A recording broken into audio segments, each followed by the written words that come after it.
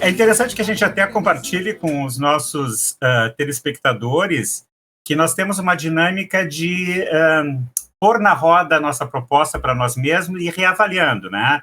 A gente chegou a pensar numa pauta e a Rô fez um ótimo contraponto que me ajudou a me dar conta do meu significante jornalista aparecendo, né? A pauta, né?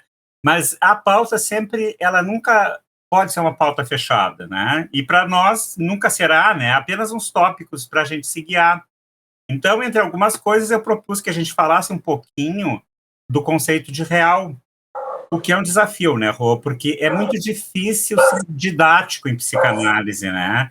Porque os conceitos todos se articulam e só depois, com o tempo, a gente vê por que a gente fica desconfiado dos professores no início, né? Porque a gente nunca consegue arrancar muita coisa no começo, né? Sabe que aí eu participo de uma experiência que tive de um grupo de estudo durante a faculdade, a psico, com Miguel Massolo, né, um argentino, um psicanalista, e aí ele se debruçou a trabalhar imaginário, simbólico e real. Show de bola. Nessa ordem. ISR.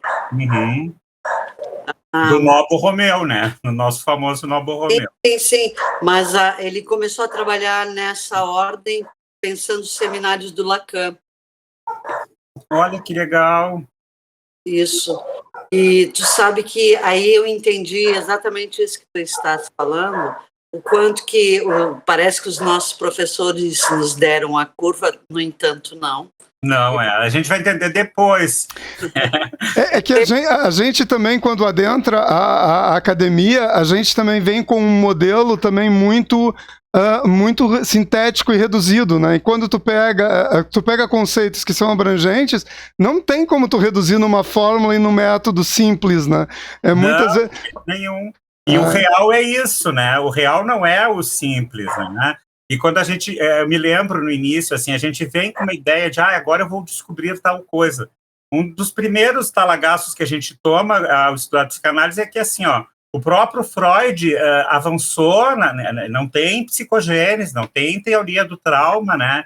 E quando a gente vê as origens do conceito de real em Freud, nós vamos encontrar que tem que pensar nisso, o trauma, né? A repetição, o umbigo do sonho, isso que a gente chama de o osso duro do sintoma, né? Que é algo que tu nunca vai conseguir dar conta. E aí, Rô, eu já engato com algo que eu acho que foi muito importante que tu disseste num encontro atrás, que é a linguagem como a grande instituição, né? Por quê? Porque aí, o que ele diz? A linguagem, ela está ligada a alguma coisa que no real faz furo. Então, né, graças à linguagem, a gente vai, ao longo do desenvolvimento da civilização, a gente foi procurando responder a isso. E aí entram vários ganchos. A religião foi uma resposta sempre mais fácil do que a ciência, né? Por quê? Porque a ciência, até eu escrevi isso baseado no que o Lacan diz, a ciência é dos signos e das equações. E eu complementaria dizendo, e nós somos do significante, né? A psicanálise é do significante. Então, só para chutar o chute inicial, porque acho que só aí já tem um monte de coisa, né?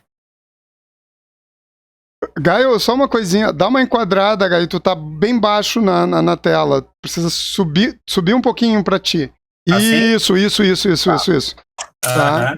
Tranquilo. Isso, para no real tu ficar bem na foto. Não ficar rebaixado no real. Isso.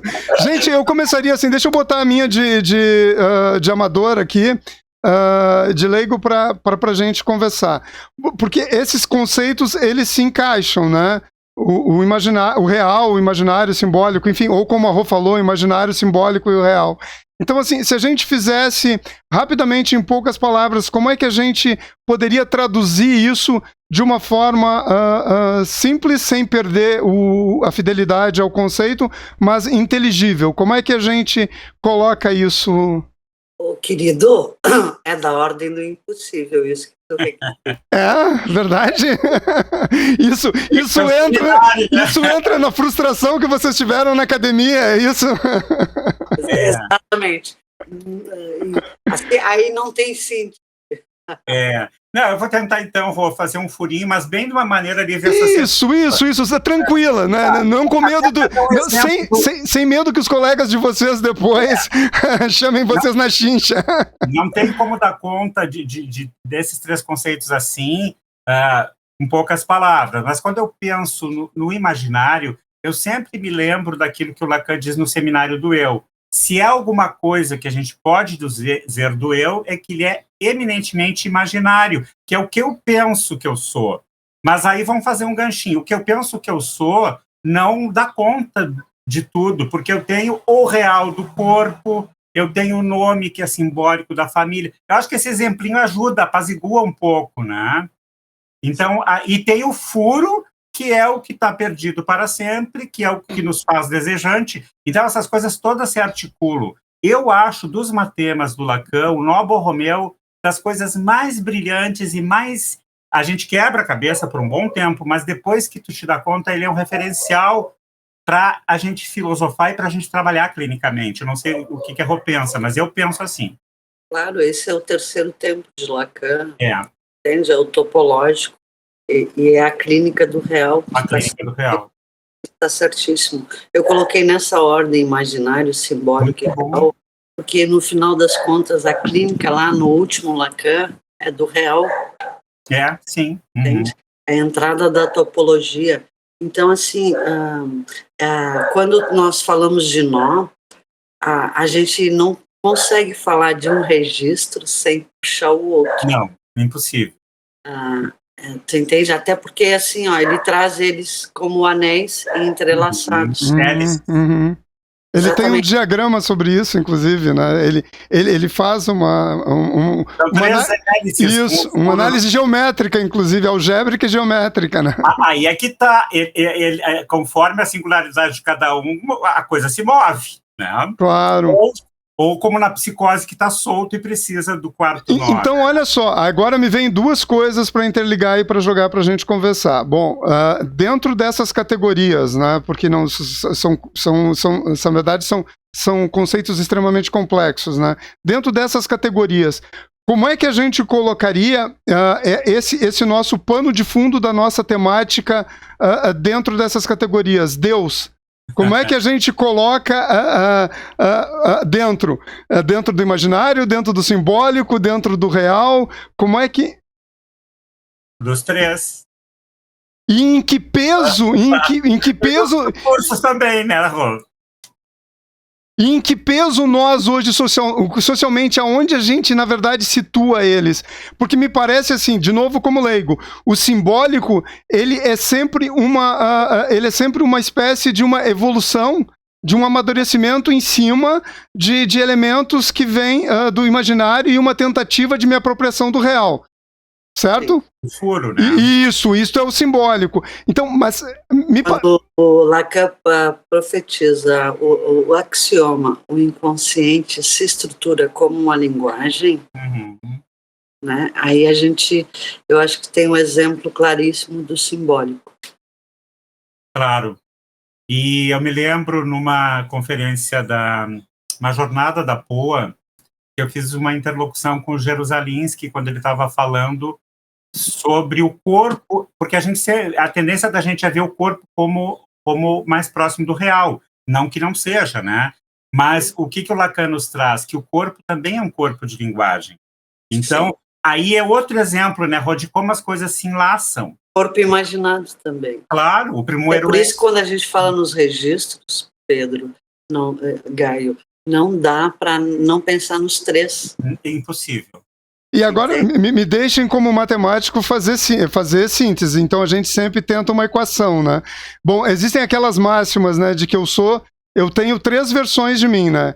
A que eu penso que sou, a que os outros me veem e a que eu realmente sou, né? Que não é nem o que eu sou, nem o que os outros pensam de mim, mas seria o real ou a verdade, né? Aquilo que a gente não chega, né?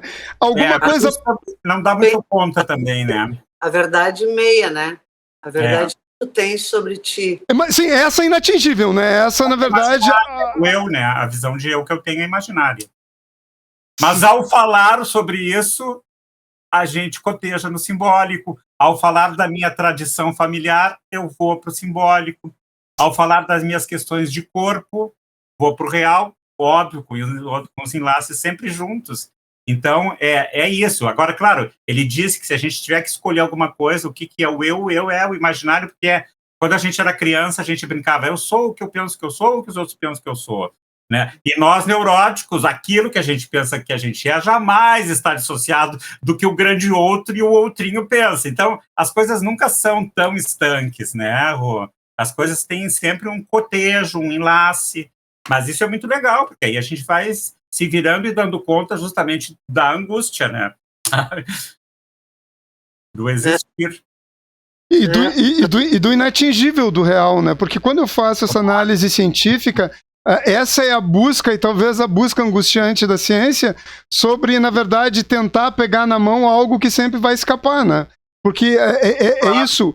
É mais ou menos isso que a gente faz, a gente avança, mas não existe um ponto de chegada, não vai existir. Quando a gente avança um pouquinho, abre-se várias outras brechas. É provisório, né? Isso, transitório, né? Transitório, e não deixa... Exatamente, esse transitório aí, tu tá flertando com um conceito que é transitoriedade, né? E daí uma certa angústia, né? Porque no fundo... É de certa forma tangencial o conceito de morte. Enfim, essa noção, né? Sim. Olha só, pessoal, o Gaio também me falou que pontuou essa parte, para mim, ela me parece bem interessante para a gente jogar. E, no caso, o desejo vem sempre de uma falta, né? O desejo bom, esse Deus que a gente hoje tem das religiões, ele vem suprir que falta. Que falta, ele vem porque nós temos o limite da eternidade, somos perenes. Então, por si só, a eternidade vai ser uma falta sempre pra gente, né? É o desamparo, né?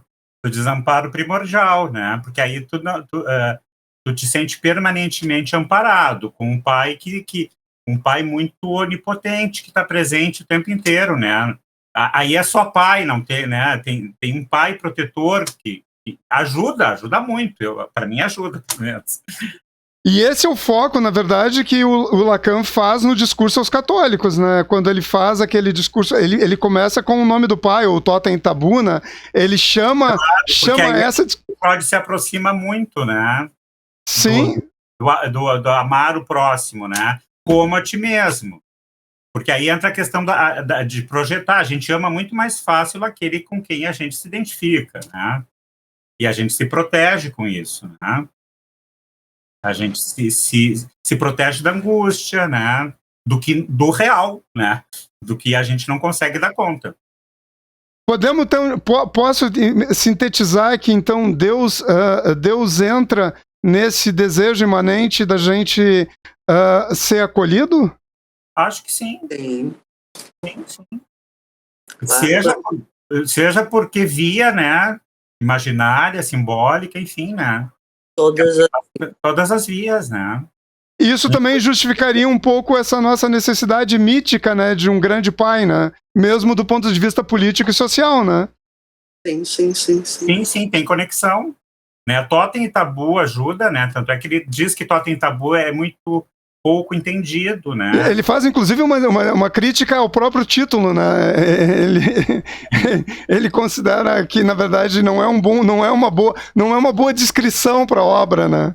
Mas é uma questão de entendimento, porque vamos pensar que o clã totêmico era a forma simbólica da lei, né? Na cultura dos povos. Então, antropologicamente, depois a gente pode pensar no sucedâneo, que é o patriarca, que é o grande outro, enfim, né? Sim. Acho que em cada etapa, né, do desenvolvimento. Seu colibri, a casa é sua, por favor me apareça. Nunca esqueça desse amigo que lhe tem muito respeito e toda a admiração. De coração tenha certeza. Na